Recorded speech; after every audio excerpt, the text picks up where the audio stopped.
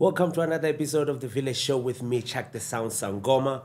This is episode 31. I hope you guys are doing well. Thank you very much for the support that I've been getting. Episode 30 was a real success, and I thank you guys for actually watching. Again, welcome to a dope show. You already know we got a very, very nice jam-packed show for you today. On our topic of the week, we're talking about the national shutdown, which is going to be happening on the 20th of March, which is going to be the Monday that this episode is going to be, dropping. So I decided to talk a little bit about that and how I feel, and what is the feel of people that I've spoken about in the streets. And then on our music appreciation, we got a song that I found, somebody sent it from down in Cape Town, which is Levai, with some Afrikaans drill right there. On our song appreciation, we're going to be appreciating a song by Curtis Ivy. That's the song we're going to be appreciation on. What's the hustle? We're going to be talking about being a sports scout, what it takes to be a sports scout and what you need for you to be able to be a sports scout. On our Kasi superhero, we're going to be talking about Mr. Pickey, who is the creator of Umzini Wezinsizwa. And then on our trailer watch, we're going to be watching, a trailer which is for 6 movies where Netflix actually contacted 6 filmmakers in 6 different countries in Africa to make films about some of the African folklore, some of the stories that we grew up on, which I'm excited about. Again, this is me, Check the Sound Sangoma. This is The Village Show. Thank you for joining us. Make sure that you subscribe down below. Make sure that you comment. Keep on telling us and keep on engaging with all of our content in all of the social media. We appreciate you guys for all of that. So without further ado, let's get to the show.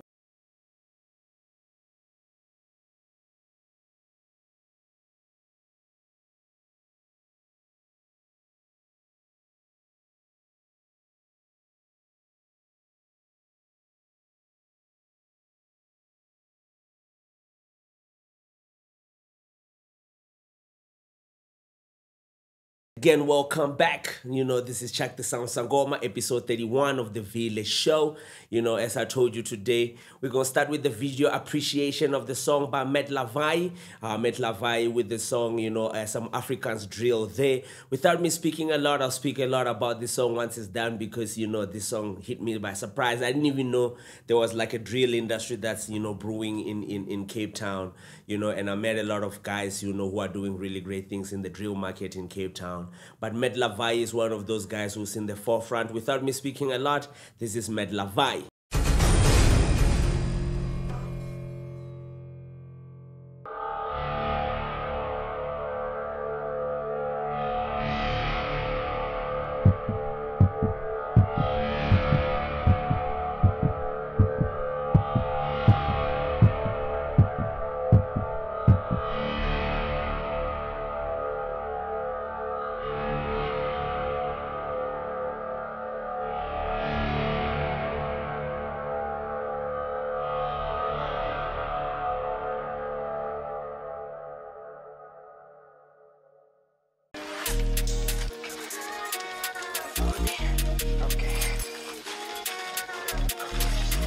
Hulle sê Levai rap in Afrikaanse man.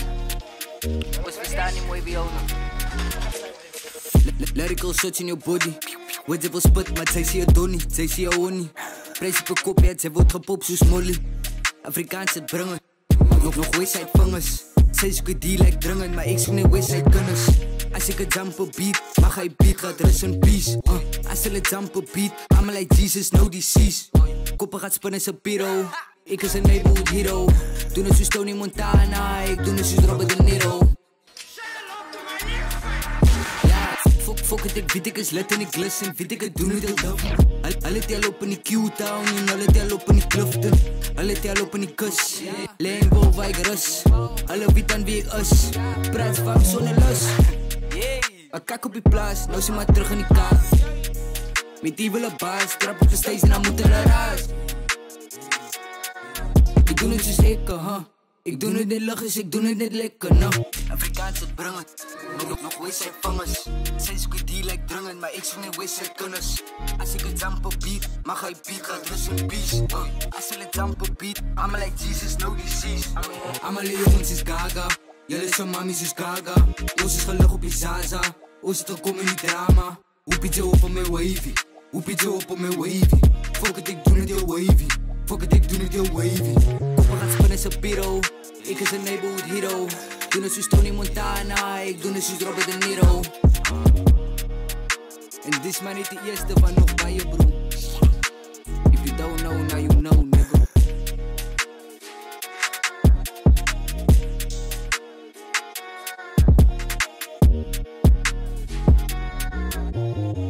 For sure.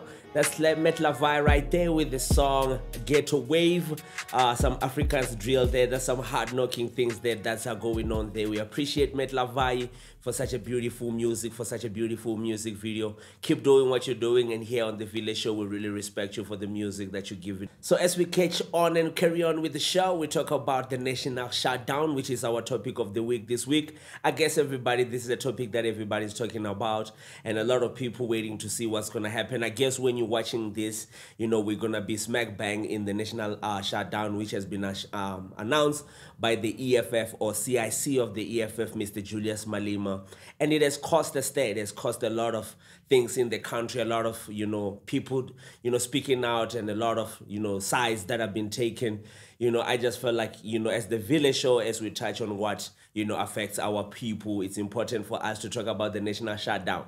But I'm going to keep a twist on this one. I'm not going to comment a lot, you know, on, you know, the main national shutdown that everybody's talking about. I will be just ranting about some of the things that I feel like are very, very important to be, you know, in the forefront of us protesting or having a voice or finding a way of actually exercising our democratic right, you know, which I want to say, firstly, by saying that it's everybody's right to actually protest. That's one of the things that they can actually get things done. That's if they've already exhausted some of the ways they can actually do this. It's, you know, it's important for us to understand that it's a democratic right for anybody to actually protest if they don't agree with what's happening. So with EFF saying that they're going to be exercising this right, you know, it's important for us to look at this and what does this mean. You know, a lot of people are looking at this and seeing a political gain. You know, we're going to the votes next year. Can this be a way of EFF to be campaigning? You know, my biggest question is, why is it that this protest has a lot of people talking, and why is it this protest has a lot of people who are alarmed and actually predicting things about the protest before the protest even come to light? Is it that EFF has reached that stage where they have so much influence that if they have to speak and wanting to take some action, every facet of our country has to pay attention to that? I'm talking big businesses. I'm talking about the security cluster. You heard about Fidelity releasing a statement saying that they're going to be protecting the civilians, which is a good thing. But I don't feel like EFF is planning to have a violent march. I do believe that there might be some conspiracy or some things that might happen because of the protest, because of where South African people are at. You know, I feel like South African people, especially people who are in the lower class, even in the middle class, are very, very fed up or angry with how the country is being run and some of the things that are happening in the country. You know, in the forefront of that being the energy crisis, the fact that, you know, in South Africa, we've been going through load shedding, and we are going through load shedding. That's one of the things that's actually really making people really pissed off, because this has really, really dire and deep consequences, not only just into businesses, in education, in all of other aspects, you know. There's some places where schools, maybe they don't get load shedding, but there's places where I know in villages and underprivileged communities where load shedding will go, even if it was promised to go for 2 hours, it will go for 4 hours. If it was promised for 4 hours, it will actually go for 8 hours. So I know that there's a lot of people who are really frustrated and pissed about that. And they don't understand, you know, what the government is trying to do to actually fix this, and their way of actually protesting is making sure, maybe to make sure that they get rid of the leadership that's actually leading right now, because it seems like they are failing in making sure that they fix all of these problems. You know, another problem is unemployment. I think this has been a big problem in South Africa, where we have a large number of unemployed people. You know, some people are even going to an extent of saying, you know, people are worried about, you know, a national shutdown that's going to take one day, but some people's lives are actually being shut down 365 because they can't, you know, survive. The cost of living is very, very high. You know, everything is skyrocketing. Electricity, which we don't even get sometimes, is skyrocketing. The water supply is in a mess. You know, you know, the medical industry, you know, I mean, the hospitals are in a mess. We don't even talk about our roads. Our economy is in a mess. How do we actually come back from those things? How is the government planning to help us to come back from this these things. And, according to the EFF leader, this is the time to conscientize the people in understanding the power that they have, to take the power so that they can be able to voice, their concerns through things like the protest. So the national shutdown is highlighting a lot of things, a lot of problems that are going on. You have seen in the previous weeks, even in higher education, there's been strikes that are going on. I do believe that in most of these sectors, there's something that's going on. We've seen nurses actually striking, even, our healthcare, going into shambles, even in the police service, where you get police who are speaking out, on underpayment or payments not actually being done in time. What has to happen in our country for us to actually see, actively changes happening in this section so that we can have a fully developed country? For some people, a national shutdown is what's necessary to show the government, to show the people who are in position of power that people still have the power to actually influence certain change. People are tired of the, current, ruling personnel or even the ruling party. You might get other people coming and be like, yo, why don't we just wait for the votes which are going to be happening in the next coming year? And other people are saying we're in a state of emergency right now. We can't wait. A few months, can be very, very dire to our economy and all of these sectors, from transportation to healthcare, which we need to actually be actively talking about right now. Some of the things that, the national shutdown is highlighting and why it's going on is things that we've been talking about in the Village Show. It's things that we've been highlighting and conscientizing people in understanding, why is it important for us as citizens to understand how these government structures are running, our governments and are running our local governments, so that we can be actively part of it and understand how to actually hold them accountable.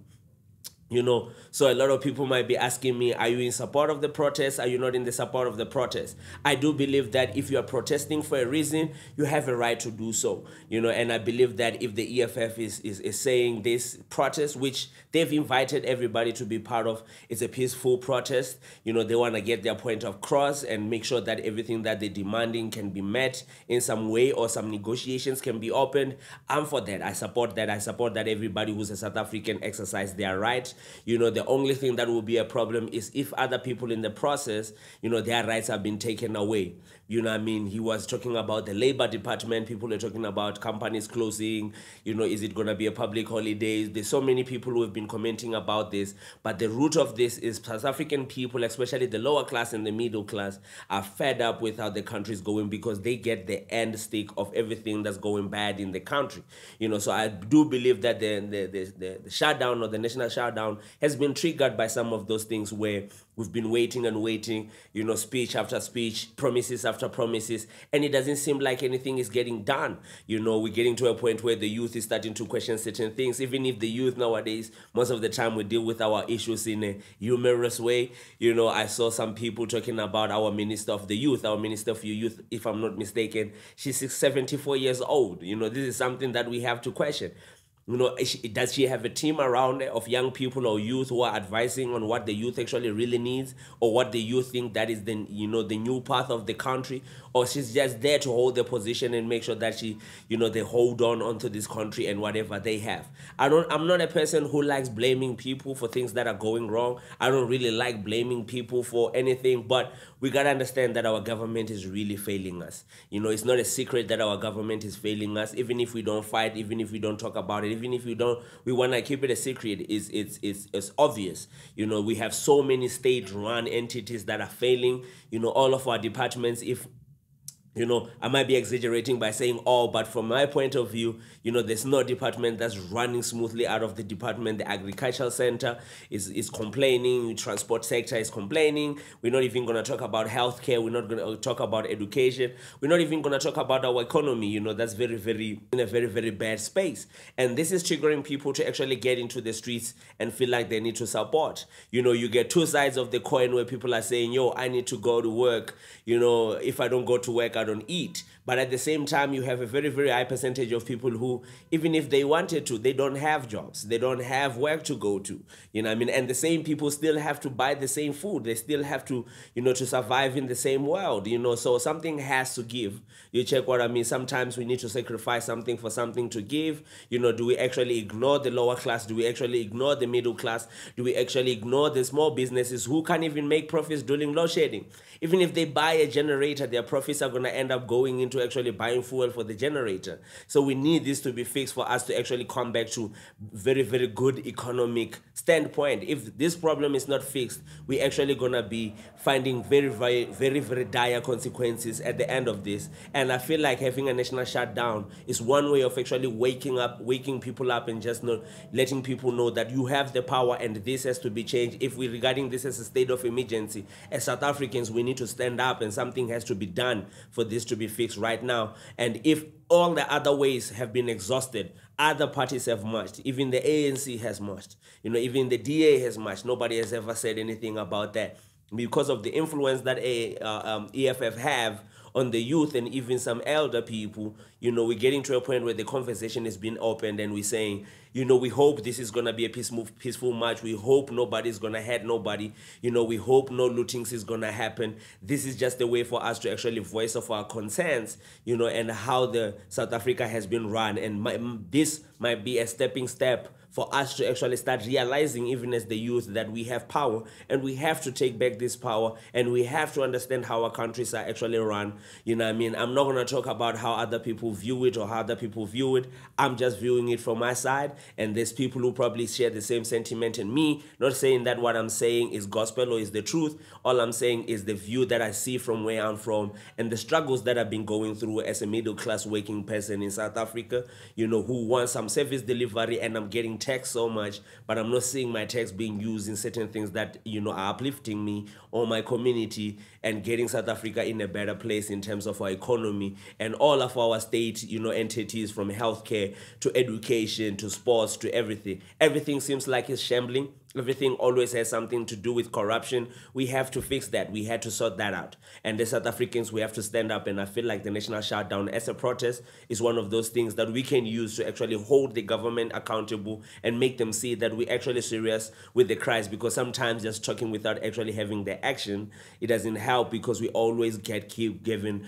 these promises that God doesn't amount to anything. So as a youth from South Africa, you know, I do support the national shutdown. I do support a peaceful protest. I do support some people voicing out there how they feel, you know, as their God-given or even their constitutional given right to do so, as long as they're doing that without the boundaries of actually respecting everybody's rights. If you don't want to be part of the shutdown, you shouldn't be forced to be part of the shutdown. If you're deciding to do business on the day of the shutdown, you shouldn't, you know, get ridiculed or killed for doing that, because that's your option and that's your right to do so. So I hope that this is going to be a peaceful protest, but I do hope that there's more that South African people can actually learn, you know, from what's going on right now, and how this actually created so much, you know, news, or created so many people to actually speak about, because they're starting to see the influence of the youth and the influence of us actually getting involved and speaking about the problems that we're facing in our country, South Africa. And everything should be done for the betterment of South Africa, not the betterment of anybody's pocket, but mostly for the betterment of the lower class,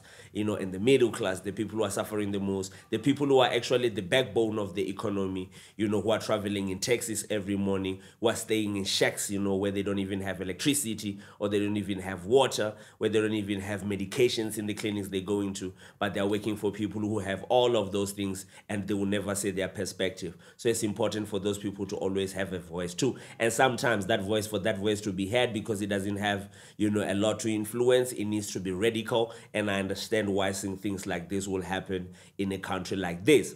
Razzmatazz. This Razzmatazz is the demonstration and the preparation of a national shutdown on Monday, on the 28th. All these young people who are demanding that Cyril Ramaphosa must resign with immediate effect. He has failed to lead this country. The rate of unemployment is increasing. Young people are not employed. Young people are in drugs because of Cyril Ramaphosa. You know, so I hope if you're at home, you are safe. You know, I hope this is going to be a very, very safe protest. You know, if you are joining in the protest, you know, I urge you to respect our property as a country's property. You know, let's not damage our own property as we're fighting for more infrastructure. Let's make sure that this is peaceful. Let's make sure that our voice is heard. I know that one of the things that are important in things like protest is disrupting the economy, because when you disrupt the economy, you make people actually aware of what's going on. Again, let this be done in a very, very smart way where nobody gets hurt, but everybody will find the solution afterwards. You know, on our music appreciation, we have a good friend of mine, Curtis Ivy. Curtis Ivy with a visualizer or a song, or a visualizer for the song Asidlali. Curtis Ivy is a dope artist, you know, one of the underground upcoming artists. You know, give him a year or two, he's gonna be in the front lines there, you know, doing great things. So we just wanted to appreciate this song that he has released, which is Asidlali Visualizer. This is Curtis Ivy. Without me speaking a lot, enjoy the song.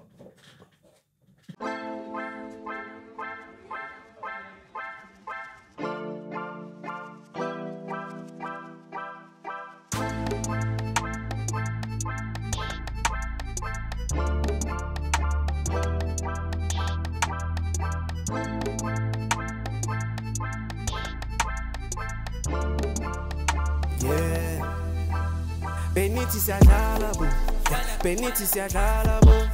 Sezenza kakhulu, sesimosha kakhulu, Benithi siyadlala bo. Sifuna mamitha, ngifuni nenkinga, ayithina sidlali bo. Hamba nenkane ezimbili nanini, angifuni nenkinga. Ayithina sidlali bo, ayithina sidlali bo, ayithina sidlali bo, ayithina sidlali bo, ayithina sidlali bo, ayithina sidlali bo. Ayithina sidlali bo, ayithina sidlali bo. Hamba nezinto ezinkulu, sibonga umdali uNkulunkulu, besithi zizela manje stradini, manje basifaka sangena emalini. Shisa ngathi ngisemkhathini, manje uthini wekwedini, asenzini imali manje emkhumbeni, funa ibhanoyi negara eningi, manje bengicathi siyadlala jo, dala ngibatshela ngibara jo, hamba nezami ziyaphanda jo, lo mculo ngiyatshela ngiyawuthanda jo, haya nemini ngamanga jo, dala nginibona niyafana jo, thina sesifika ngemaza jo, phethe abantwana babhaya jo. I really saved by myself and my faith being nice straight. I think better my pantula motion and bella Southanga look case. But think better my ring and my niggas and getting my skin I say something. Can't tell you nothing. Whoever thought I'd be something, yeah. Sazoli malabo, Benithi sagalabo, Sazoli malabo, Benithi sagalabo, hey, Sazoli.